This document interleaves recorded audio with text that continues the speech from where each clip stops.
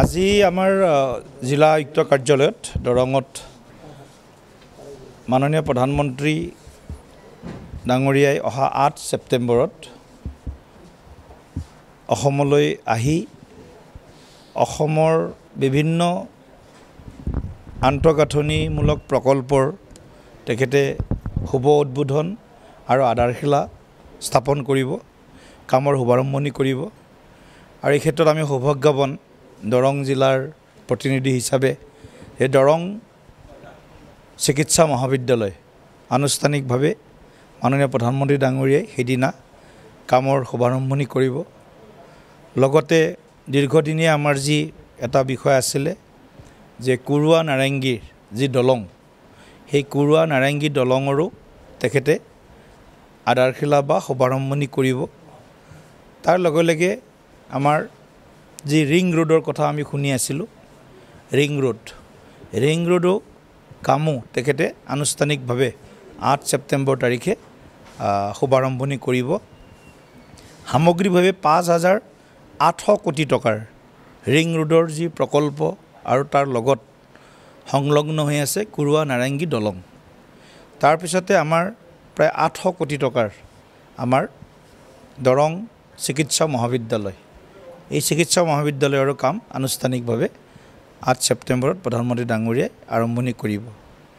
আৰু তেখেতক আমি আদৰিবৰ কাৰণে দৰংবাসী, কামৰূপ জিলাবাসী, আমি সকলোৱে ওচৰ পাজৰৰ যিখিনি আমাৰ অঞ্চল আছে সকলোৱে আদৰিবৰ কাৰণে এখন বিশাল জনসভাও আমি আয়োজন কৰিম। আৰু সেই সভাখনত প্ৰধানমন্ত্ৰী ডাঙৰীয়াই মুখ্য অতিথি হিচাপে উপস্থিত থাকিব।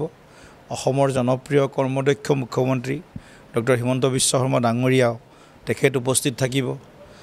লগতে আমাৰ এই অঞ্চলৰ জনপ্ৰতিনিধিসকলো থাকিব।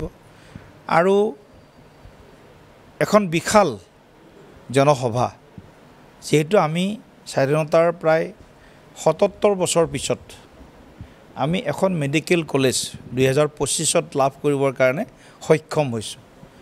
গতিকে ৭৭ বছৰ মানুহে বিচাৰি থকা, মানুহে অনুভৱ কৰি থকা এটা অভাৱ প্ৰধানমন্ত্ৰী ডাঙৰীয়াই পূৰ্ণ কৰিব মুখ্যমন্ত্ৰী ডাঙৰীয়াৰ সহযোগত। গতিকে দৰংবাসী অতি উদ্গ্ৰীৱ হৈ আছে দৰং চিকিৎসা মহাবিদ্যালয়ৰ কাৰণে, তাৰ লগে লগে আমাৰ কুৰুৱা নাৰেংগী দলঙৰ কাৰণে।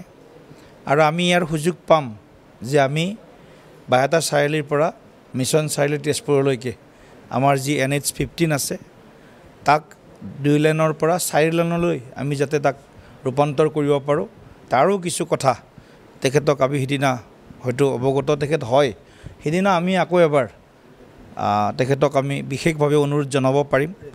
আৰু লগে লগে আমাৰ ৰেল লাইনৰ কথাটোও আছে, সেই কথাটোৰো আমি তেখেতক অৱগত কৰাম। গতিকে সামগ্ৰিকভাৱে প্ৰধানমন্ত্ৰী ডাঙৰীয়াৰ এই ভ্ৰমণে, অসম ভ্ৰমণে সৰ্বাধিক হয়তো উপকৃত কৰিব দৰং জিলাখনক। গতিকে প্ৰধানমন্ত্ৰী ডাঙৰীয়াক উষ্ম আন্তৰিক আদৰণি জনাবৰ বাবে আৰু স্বতঃস্ফূৰ্ত অংশগ্ৰহণৰ বাবে মই দৰংবাসী, কামৰূপবাসী বা ওচৰ পাজৰৰ যিমান অঞ্চল আছে সকলো ওদালগুৰি সকলো শ্ৰদ্ধাৰ ৰাইজকে এতিয়াই আহ্বান জনাই থৈছোঁ যাতে ৮ ছেপ্টেম্বৰত তেওঁলোকে অন্য কোনো কাৰ্যসূচী নাৰাখি প্ৰধানমন্ত্ৰী ডাঙৰীয়াৰ উপস্থিতিত আয়োজিত হ'ব লগা সভাত তেখেতসকলে উপস্থিত হয় আৰু প্ৰধানমন্ত্ৰী ডাঙৰীয়াক অন্তৰৰ পৰা কৃতজ্ঞতা আৰু ধন্যবাদ জ্ঞাপন কৰে।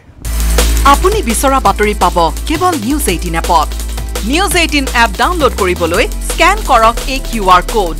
গুগল প্লে ষ্টৰতো পাব এই নিউজ 18 এপ।